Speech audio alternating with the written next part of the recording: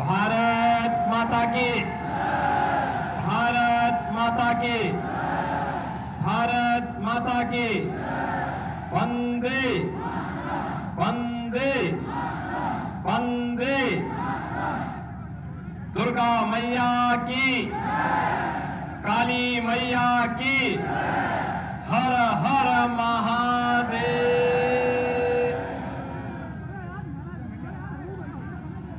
मंच पर उपस्थित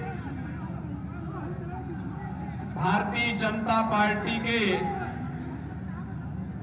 वरिष्ठ नेता, पूर्व केंद्रीय मंत्री और बरेली के माननीय सांसद श्री संतोष गंगवार जी, उत्तर प्रदेश सरकार में मंत्रिमंडल के मेरे वरिष्ठ सहयोगी, पीलीभीत की इस प्रतिष्ठित लोकसभा सीट पर भारतीय जनता पार्टी के प्रत्याशी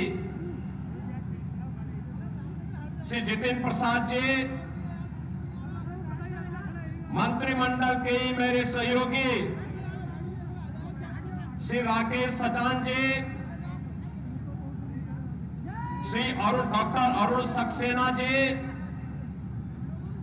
सरदार बलदेव सिंह ओलख जी,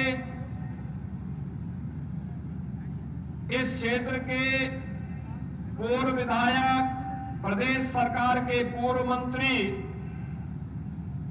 बरेली लोकसभा सीट पर भारतीय जनता पार्टी के प्रत्याशी श्री छत्रपाल सिंह गंगवार जी, भारतीय जनता पार्टी के जिला के प्रभारी देवेंद्र सिंह जी, जिलाध्यक्ष पवन शर्मा जी, गुलशन आनंद जी, जिला पंचायत अध्यक्ष श्रीमती रश्मि पटेल जी, नगर पालिका अध्यक्ष बहेड़ी श्रीमती रश्मि जायसवाल जी, माननीय विधायकगण डॉक्टर डीसी वर्मा जी, डॉक्टर एमपी आर्य जी, कुंवर महाराज सिंह जी, सुधीर गुप्ता जी, पूर्व विधायक श्री बहोरन लाल मौर्य जी, पूर्व मंत्री श्री हेमराज वर्मा जी, एमएलसी प्रांशुदत्त द्विवेदी जी, भारतीय जनता पार्टी के सभी पदाधिकारीगण और भारी संख्या में बहेड़ी में उपस्थित मेरे सभी उपस्थित बहनों और भाइयों, आज बैसाखी का पावन पर्व है और बैसाखी की जब बात होती है तो खालसा पंथ की स्थापना भी स्वतः ही हम सबके दिलो दिमाग में आ पड़ता है।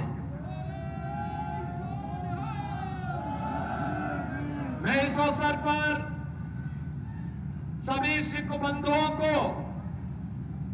खालसा पंथ स्थापना और बैसाखी की पावन पर्व की हृदय से बधाई देते हुए आप सबके प्रति अपनी शुभकामनाएं देता हूं। बहनों और भाइयों, यह क्षेत्र हमारे अन्नदाता किसानों के दृष्टि से अत्यंत महत्वपूर्ण क्षेत्र है।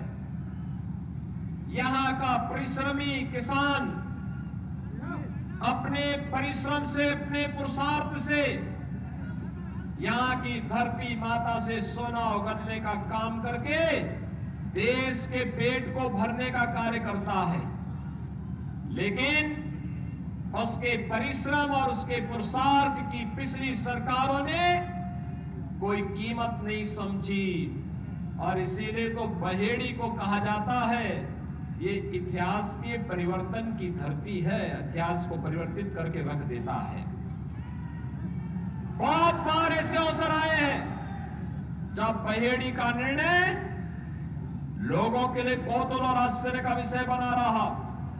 और बहनों और भाइयों, मैं बार बार यहां आने का प्रयास करता था। पिछली बार भी मैं छत्रपाल सिंह जी के लिए सभा करने के लिए आ रहा था, मूसलाधार बारिश हो गई। आ नहीं पाया। आज मैंने पहले से ही मुहूर्त तय किया। मैंने कहा भी जैसे भी हो, लेकिन मुझे बहेड़ी जरूर जाना है। और बहनों और भाइयों, आज मैं आपके बीच आया हूं। मुझे आपके बीच आकर के अत्यंत प्रसन्नता की अनुभूति हो रही है। आपके उत्साह को देख करके मैं अभिभूत हूं। मैं आपका हृदय से अभिनंदन करता हूं। बहनों और भाइयों, आज हम सब एक नए भारत का दर्शन कर रहे हैं। एक नया भारत, जिस भारत में दुनिया में 140 करोड़ लोगों का जहां सम्मान हो, दुनिया जिसको सम्मान की निगाहों से देख रही है। ये नया भारत अपनी सुरक्षा को भी, अपनी सीमाओं की सुरक्षा करना भी जानता है, अपने 140 करोड़ लोगों को सुरक्षित रखना भी जानता है। ये नया भारत जहां पे विरासत के कार्यों को भी प्राथमिकता के आधार पर आगे बढ़ाने का कार्य होता है, और साथ साथ विकास के बड़े बड़े प्रोजेक्ट आगे बढ़ते हैं। हाईवे बन रहे हैं, रेलवे की बड़ी बड़ी परियोजनाएं आगे बढ़ रही हैं, मेडिकल कॉलेजेस बन रहे हैं, IIT, IIM बन रहे हैं, और नए नए उद्योग बन रहे हैं। एक मेगा फूड पार्क का काम आपकी इसी बड़ी बहेड़ी विधानसभा क्षेत्र में हो रहा है। बहनों और भाइयों, विकास भी है तो विरासत का सम्मान भी है। आपने देखा होगा, ये जो विकास दिखाई दे रहा है, ये विकास इसलिए क्योंकि ये नौजवानों की आजीविका का आधार भी बने, और साथ साथ जनता की आवश्यकता के अनुरूप उनकी कामनाओं की सिद्धि का आधार भी तैयार कर सके। और साथ साथ बहनों और भाइयों, आस्था का सम्मान भी है। आस्था का सम्मान, एक तरफ पिछली सरकारें कर्फ्यू लगाती थी, दंगा पॉलिसी के लिए कुख्यात थी। आपने दूसरी तरफ देखा होगा, पिछले आपने देखा होगा यूपी में पिछले 7 वर्ष में कोई दंगा नहीं हुआ। दंगा करने वाले दंगा भूल गए, क्योंकि उन्हें मालूम है दंगा करेंगे तो दंगाइयों को मालूम है दंगा करेंगे तो उल्टा टंगवा दिए जाएंगे, और दंगाई बेटी और व्यापारी की सुरक्षा में सेंध लगाने वाला यह भी जानता है कि अगर उसने सेंध लगाया तो जेल बाद में जाएगा, पहले जहन्नुम के रास्ते उसके लिए तैयार होंगे।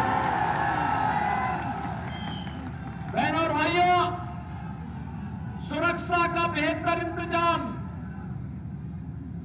नो कर्फ्यू, नो दंगा, और यूपी में है सब चंगा। आज यूपी उस दिशा में आगे बढ़ चुका है। देश के अंदर आतंकवाद की समस्या का समाधान धारा 370 के समाप्त होने के साथ ही हो गया है। आज वहां पर एक भारत का नागरिक, चाहे वह किसी भी जाति का हो, वह भी जम्मू कश्मीर में जाकर के जमीन खरीद सकता है, जैसे बहेड़ी बहेड़ी में खरीद सकता है। कांग्रेस ने इससे वंचित किया था। बहनों और भाइयों, देश के अंदर नक्सलवाद की समस्या का समाधान हुआ है, सुरक्षा का बेहतर वातावरण बना है, और गरीब कल्याणकारी योजनाओं की तो कोई सानी ही नहीं। कोई सोच सकता है 4 वर्ष से लगातार 80 करोड़ लोगों को फ्री में राशन की सुविधा का सौगात, 60 करोड़ गरीबों के लिए 5 लाख रुपए की स्वास्थ्य बीमा का कवर, ये 5 लाख रुपया। और हम कहते हैं जिसके पास आयुष्मान का कार्ड नहीं बन पाया है, नहीं है, और दुर्भाग्य से कोई बीमार हो गया है, एक एप्लीकेशन हमारा विधायक, सांसद या वह पीड़ित स्वयं ही मेरे पास भेज देता है। मैं तत्काल 3 दिन में जिले से रिपोर्ट मंगाता हूं और पैसा उसके अकाउंट में भेज देता हूं। बहनों और भाइयों, क्योंकि मेरे लिए वो प्रदेश का नागरिक है। उसकी हर प्रकार की सुविधा प्रदान करना मेरा दायित्व है। और मोदी जी ने इसके लिए जनधन अकाउंट भी खोल दिया है। किसी गरीब में बीच में कोई मीडिएटर नहीं, सीधे लाभार्थी के खाते में पैसा जाएगा। 12 करोड़ किसानों को प्रधानमंत्री किसान सम्मान निधि का लाभ, 12 करोड़ गरीबों के घर में शौचालय, 10 करोड़ गरीब महिलाओं के लिए उज्ज्वला योजना की रसोई का फ्री में कनेक्शन। और मोदी जी ने कनेक्शन दे दिया और दान में तड़के का काम यूपी गवर्नमेंट कर रही है। होली और दीपावली के अवसर पर फ्री में भरवा रसोई हर परिवार को उपलब्ध करवा रहे हैं। बहनों और भाइयों, 4 करोड़ गरीबों के मकान बन गए, 2.5 करोड़ गरीबों के घर में बिजली का उजाला भी पहुंचा दिया गया। हर घर नल की योजना भी साकार हो रही है। और कहीं पे मेगा फूड पार्क बन रहा है, कहीं पे आईटी पार्क बन रहा है, कहीं पर कोई अन्य विकास की बड़ी बड़ी परियोजनाएं ला करके लोगों के जीवन को सरल और सुगम बनाने के साथ साथ नौजवानों के लिए आजीविका का प्रबंध हो रहा है। जब एक जैसी सरकारें होती हैं, अच्छे लोग चुन करके जाते हैं, तो बहनों और भाइयों उसका परिणाम भी अच्छा ही आता है। आपने मोदी जी को वोट दिया, आपने कमल चुनाव चिन्ह पे वोट दिया, तो विकास हो रहा है, सुरक्षा का वातावरण है, बेहतर वातावरण है। और चिंता मत करिए, मैं आज आपसे कहने के लिए आया हूं, जो भी भूमाफिया सार्वजनिक जमीनों पर कब्जा करेगा, चाहे वह रामलीला की भूमि हो और चाहे कोई गरीब या व्यापारी या किसी सामान्य नागरिक की भूमि, उसको लेने के देने पड़ेंगे।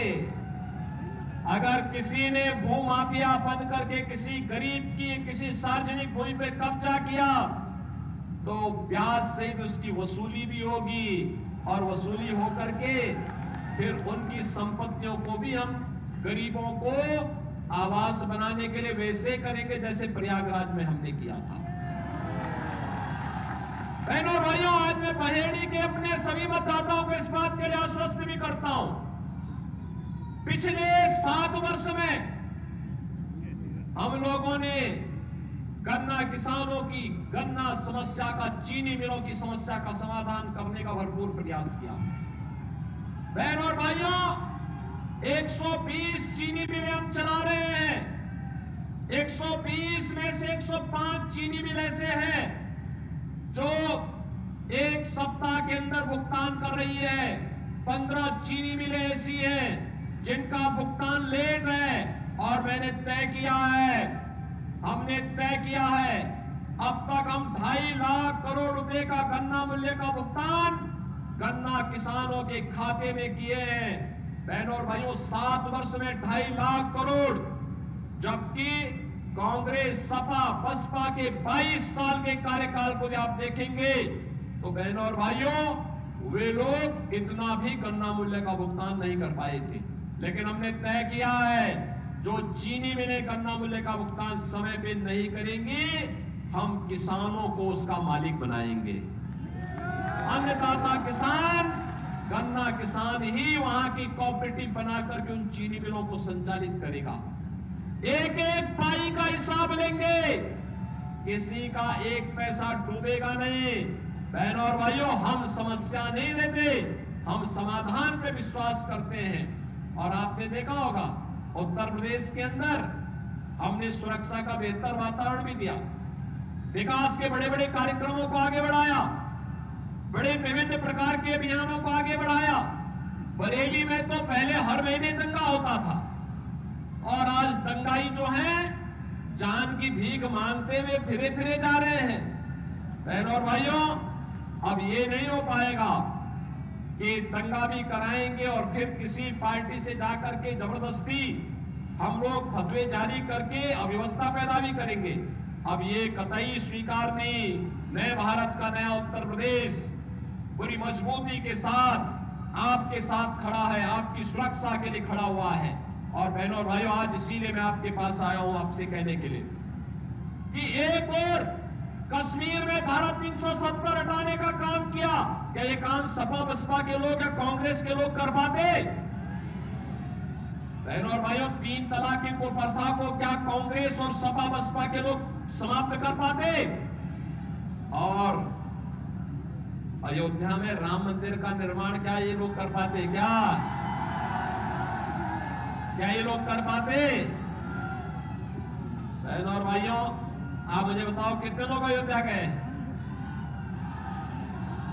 रामलला के विराजमान होने के बाद कितने लोग गए? बहनों और भाइयों, मैं आपसे कहूंगा, पीलीभीत में तो चुनाव 19 अप्रैल को ही है। 19 अप्रैल के बाद पदाधिकारियों को छोड़कर के शेष लोग खेतीबाड़ी से जब वक्त मिले तो अयोध्या एक बार जाकर के देख के आइए। कितनी सौभाग्यशाली है हमारी पीढ़ी। 500 वर्षों का इंतजार आज अयोध्या में समाप्त हुआ। रामलला का विराजमान हुआ है। आज आप अयोध्या धाम जाएंगे, आपको लगेगा जैसे त्रेता युग में साक्षात राम इस धरा पर उतर करके हमें अपना आशीर्वाद प्रदान कर रहे हैं। बहनों और भाइयों, यह काम भी केवल भाजपा कर सकती है। कांग्रेस और सपा बसपा के लोग तो कहते थे राम और कृष्ण हुए ही नहीं।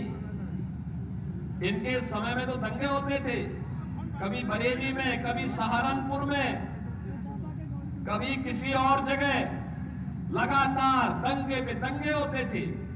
और माफिया अपने गले का हार बना करके लोग प्रदेश को लूटने के लिए चलते थे। बहनों और भाइयों, आज आप देख रहे होंगे माफिया की क्या दुर्गति हो रही है। माफिया अपने गले में तख्ती लटका के घूम रहे हैं और एक ही बात की गुहार कर रहे हैं कि ठेली लगा करके सब्जी बेच करके पेट भर दूंगा, लेकिन जान बख्श दो एक बार बस।